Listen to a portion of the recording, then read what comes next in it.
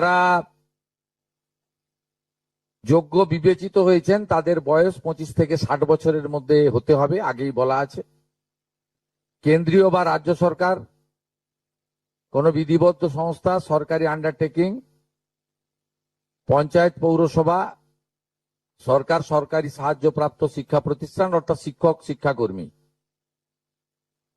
স্থায়ী সরকারি চাকরিতে নিযুক্ত থাকেন বা পেনশনার্স আসবে না যেহেতু 60 ঊর্ধ্ব, এটা ইরেলিভেন্ট, এরা এই বেনিফিটের মধ্যে পড়ছেন না।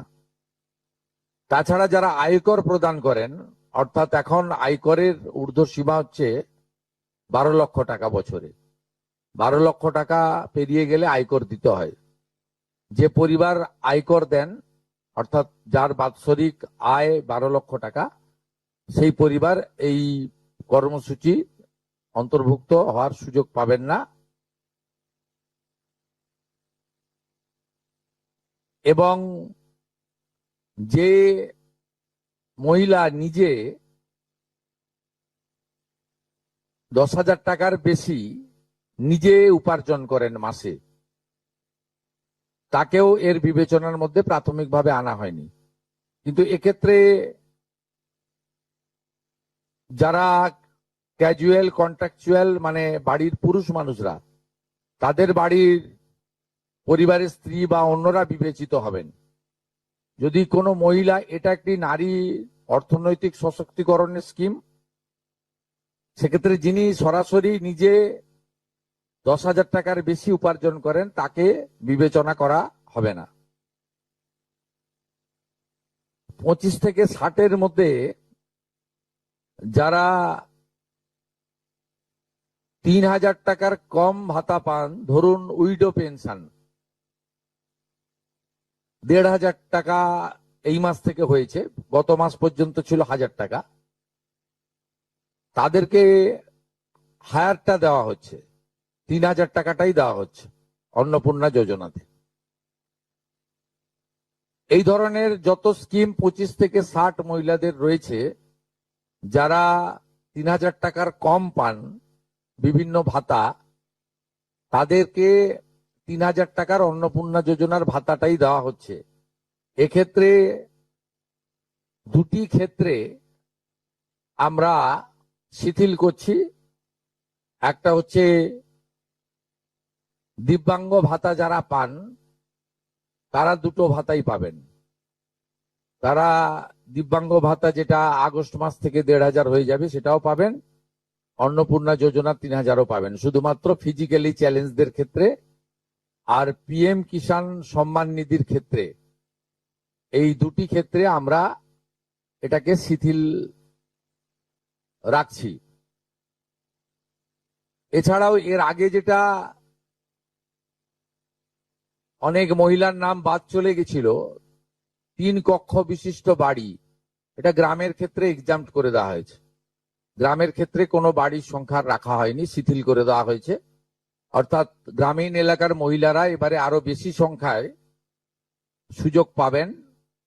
তাদের ক্ষেত্রে, গ্রামীণ ক্ষেত্রে 3 কক্ষ বিশিষ্ট বাড়ি, যেটা জুলাই মাসে ওই ক্রাইটেরিয়াটা থাকার কারণে অনেকে বঞ্চিত হয়েছেন, এবারে আর বঞ্চিত তারা হচ্ছেন না। এবং শুধুমাত্র জমির পরিমাণের ক্ষেত্রেও যে 7টি কর্পোরেশন রয়েছে, সেখানে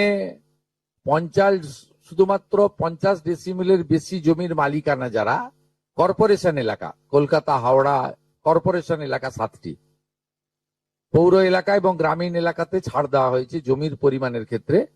এর ফলেও আরো অধিক সংখ্যক মহিলা, গ্রামীণ মহিলারা বিশেষ করে, এবারে আপনার অর্থ পাওয়ার ক্ষেত্রে সুযোগ পাবেন। আমরা সরকারি অর্থ, নারী সশক্তিকরণ, নারীর অর্থনৈতিক ক্ষমতা বৃদ্ধি, এই লক্ষ্য রেখে প্রকৃত প্রাপকদেরকে আমরা দেব। এবং প্রাথমিকভাবে সংখ্যাটা 17 তারিখে মাননীয় মন্ত্রী মালতী রায় মহোদয় আপনাদের জানিয়ে দেবেন। 17 তারিখ বিকেলে। আমি সংখ্যাটা বলছি না, কিন্তু যে কয়েক লক্ষ মহিলা তারা জুলাই মাসে অর্থ থেকে বঞ্চিত হয়েছিলেন, এই 3 কক্ষ বিশিষ্ট বাড়ি বা জমির পরিমাণ ইত্যাদির কারণে তাদের ম্যাক্সিমামটাই এবারে আমরা সংযুক্ত করে দিয়েছি।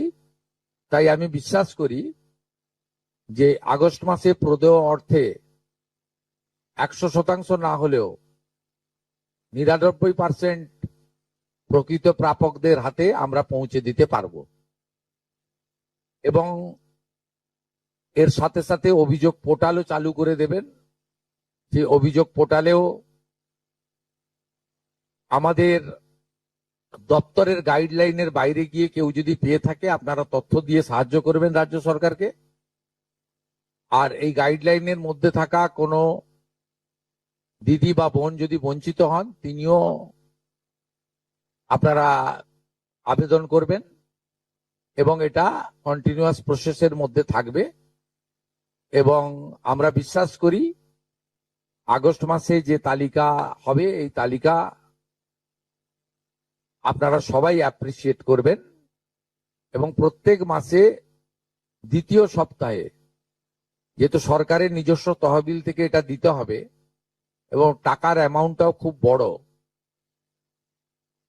অ্যামাউন্টটা যথেষ্ট বড়।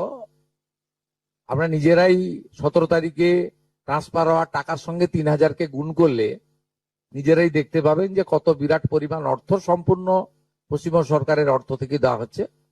আমরা অর্থ দপ্তরের সঙ্গে কথা বলেছি, তারা বিগত দিনেও যে সরকারের 500 প্রথম, পরে 1000, 2 মাসের জন্য 1500 যে স্কিম ছিল তাতেও মাসের দ্বিতীয় সপ্তাহে দিতেন মোটামুটি 10 থেকে 15 তারিখের মধ্যে।